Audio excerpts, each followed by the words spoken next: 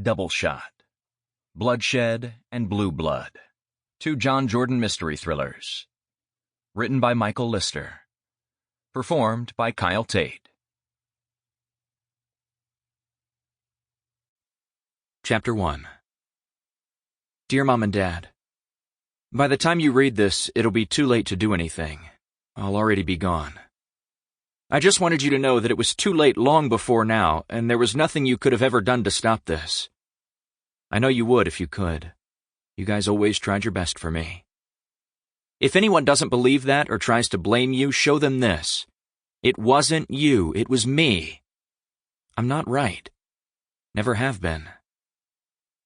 I don't think I could ever really explain any of this, but I've never been happy, and I genuinely and truly believe I will never be. How can I keep living when I know that every day of my life will be miserable? What's the point? What if you could have prevented Columbine, or Sandy Hook, or Parkland? Chip Jeffers asks.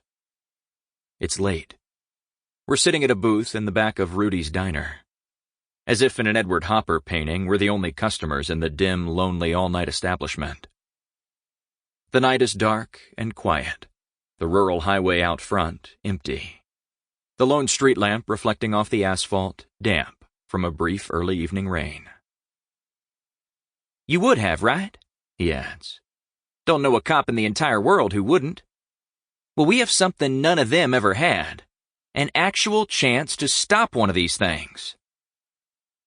Chip Jeffers, the Potter County deputy sitting across from me, is a middle-aged white man with a thick, wiry mustache, large black plastic-framed glasses, and a pale, dome-shaped balding head haloed by brown going gray hair. Somebody could have stopped all those school shootings from happening, he says, so I guess they had a chance. A parent, a teacher, a coach, a cop, another student. Somebody heard something, saw something, knew something that they chose not to act on. We can't afford to do that. Guarantee if any of them could go back, they'd do it differently. They'd have stopped them. We don't want to be in that same position, standing over the dead bodies of kids knowing we're responsible for their deaths. Jeffers has been a deputy for a long time, going back to when Dad was sheriff here. In fact, it was Dad he had asked to speak with, but because the clandestine meeting had to be late at night, because Chip Jeffers had always been a bit of an alarmist, and because of the politics involved, Dad asked me to meet with him. Since I take every opportunity I can to see little John Paul Pearson and check on his mother, I said yes. I glance over toward mother and child.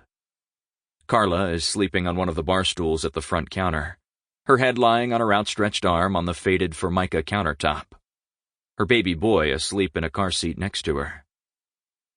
Like his mother, he is sleeping sitting up, something his mother has spent most of her life doing.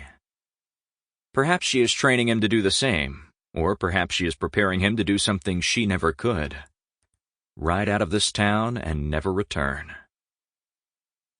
Looking at them sleeping rough like that causes a certain slippage inside me, as if something at my core is sinking a little, shifting around a bit, and not in any kind of good way.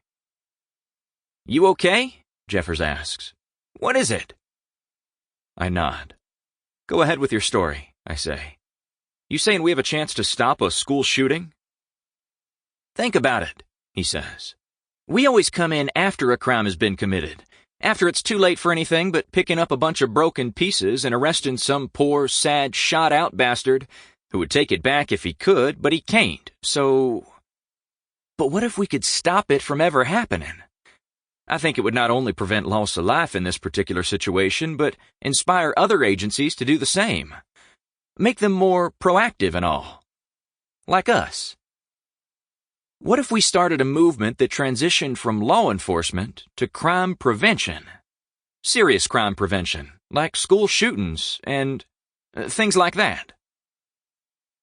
Ignoring his grandiose plans to transform police work, I say, You think there's going to be a school shooting? Here, in Pottersville? He nods. I know it. His certainty is as hollow and annoying as his visions of grandeur. He frowns. I can tell by your... Sample complete. Ready to continue?